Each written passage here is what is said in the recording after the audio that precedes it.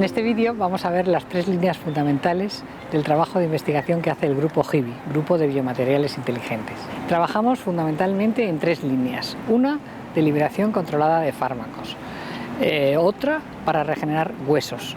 Y la tercera, para evitar la infección de las prótesis.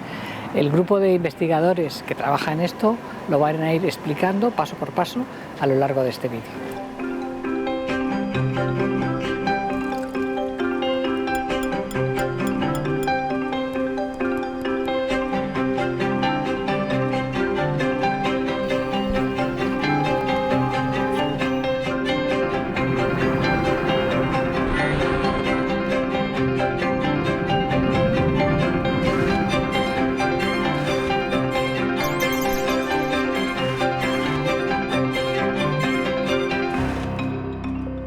Una de las líneas con las que nosotros trabajamos en el grupo de investigación de biomateriales inteligentes es el tratamiento del cáncer con nanopartículas. Las nanopartículas son estructuras muy pequeñas que tienen diferentes propiedades.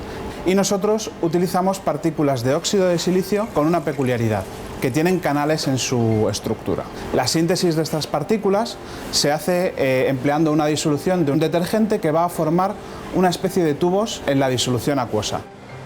Seguidamente utilizamos nuestro precursor de silicio para hacer una malla tridimensional sobre estos tubos. Cuando la reacción ha concluido, nosotros tenemos que aislar esas nanopartículas. Se pueden aislar de 2 formas, bien por centrifugación o bien por filtración. Una vez que ya tenemos este sistema preparado, tenemos que liberar los poros. Para liberar los canales, lo que vamos a utilizar es una extracción del surfactante, del CTAP que hemos utilizado, en medio de alcohol con nitrato amónico. Una vez que hemos acabado esta fase, lo que vamos a hacer es caracterizar las nanopartículas para asegurarnos de que todas estas propiedades están definidas.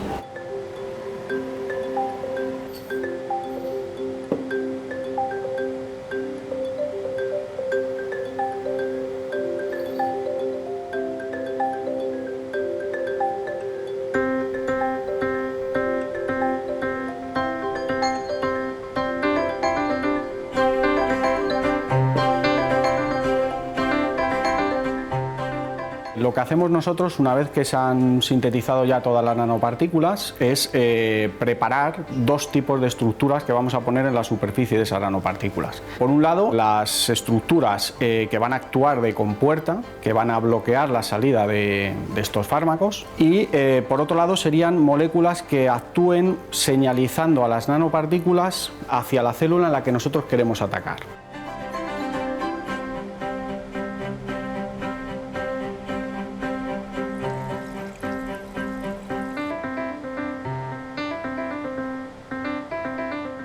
Estas estructuras las sintetizamos en el laboratorio, purificamos estas moléculas, identificamos que la molécula que hemos sintetizado es una molécula totalmente pura y después procederíamos a anclar estas moléculas en la superficie de los nanotransportadores. Una vez que esto sucede, también tenemos que volver a identificar que estas moléculas se han anclado convenientemente en la superficie de los nanotransportadores y que funcionan tal y como funcionarían en estado libre. Y ahí volvemos a tener una serie de técnicas en las que nosotros nos apoyamos, como puede ser la espectroscopía de infrarrojo, resonancia magnética nuclear, rayos X, etcétera, etcétera.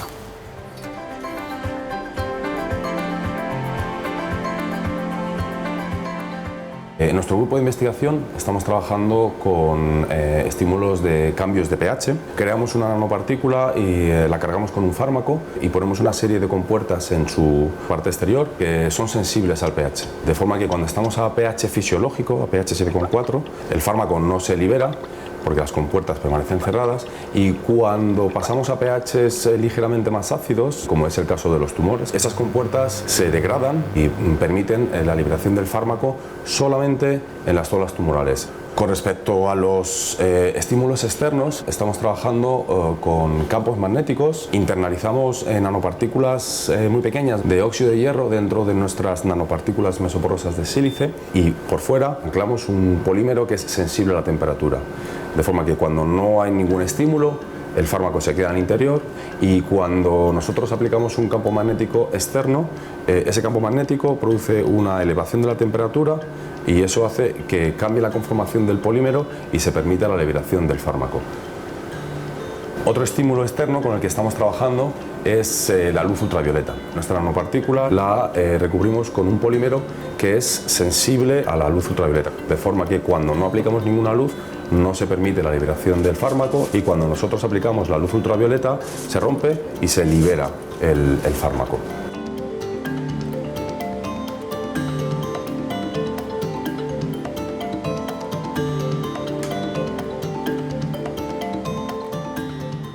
Por último, otro estímulo con el que estamos trabajando es el caso de los ultrasonidos. Nuestras nanopartículas las recubrimos de un polímero que tiene una unidad que es sensible a los ultrasonidos, de forma que si nosotros no aplicamos ese estímulo externo no se produce una liberación prematura del citotóxico, pero cuando nosotros aplicamos los ultrasonidos se produce un cambio en la conformación del polímero, lo que hace que se permita la liberación.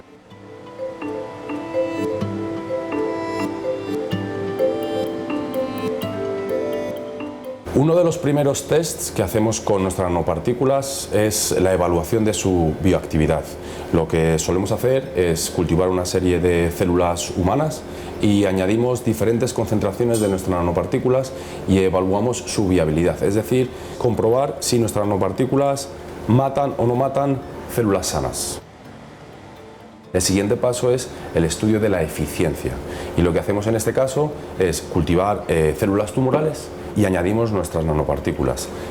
Posteriormente aplicamos un estímulo de los que hemos mencionado anteriormente y comprobamos si se produce la liberación de ese citotóxico mediante la correspondiente muerte celular o no. Si nuestro sistema funciona, el siguiente paso es probarlo en modelos de animales in vivo y eso lo hacemos en colaboración con diferentes doctores de diversos hospitales de la Comunidad de Madrid.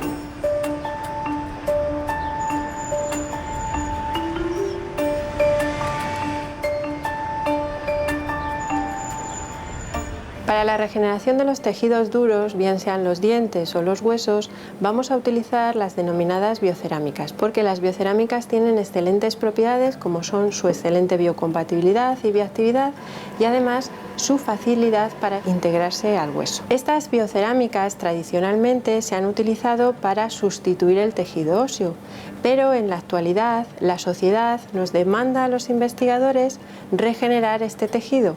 El primer paso para la regeneración es su preparación o síntesis. Vamos a utilizar métodos de síntesis que son en vía húmeda, que utilizan baja temperatura y por lo tanto vamos a obtener unas apatitas que son más parecidas al hueso humano.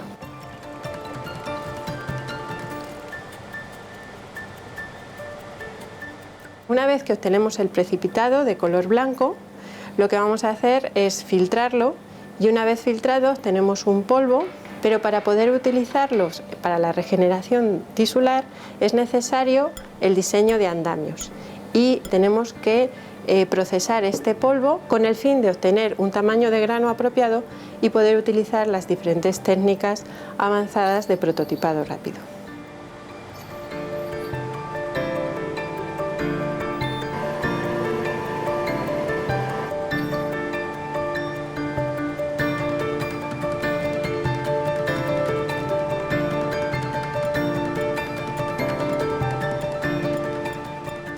En estas técnicas lo que utilizamos son mezclas poliméricas más biocerámicas que hemos sintetizado anteriormente para tener una pasta y esta pasta la vamos a extruir para formar el andamio que nosotros tenemos diseñado.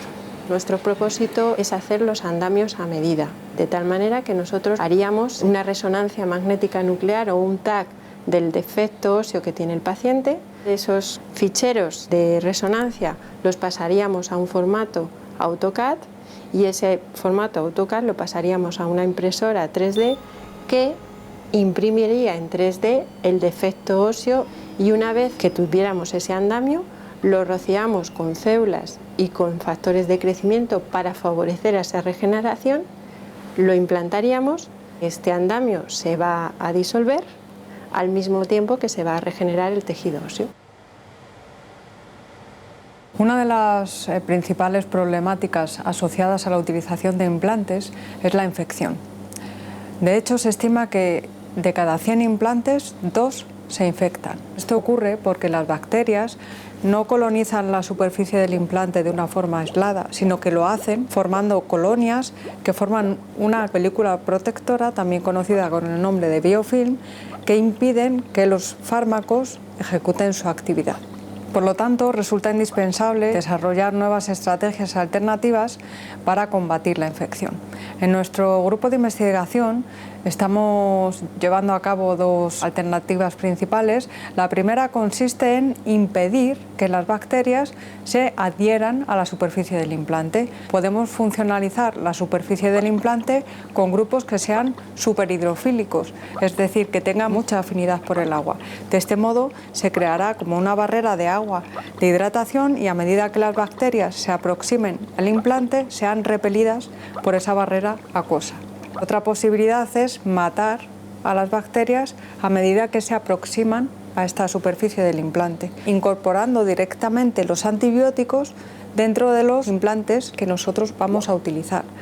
De este modo, los antibióticos se irán liberando localmente, efectuando así un tratamiento que va a ser muchísimo más eficiente, efectivo y beneficioso para el paciente. Estamos desarrollando una nueva tendencia que es la utilización de distintos tipos de nanopartículas que nos permitan hacer nanosistemas que erradiquen la infección. Disponemos de un laboratorio de microbiología. En él lo que hacemos es evaluar la capacidad antimicrobiana de los materiales que desarrollamos aquí. Para ello lo que hacemos es poner en contacto el implante con las bacterias y ver si las bacterias se pegan o no se pegan, o bien siguen vivas o se mueren. Hay muchas técnicas para corroborar esto y una de las que más se utilizan, por ejemplo, es la microscopía de confocal, que nos permite visualizar e incluso cuantificar si las bacterias están adheridas o no en la superficie y si las bacterias están vivas o no.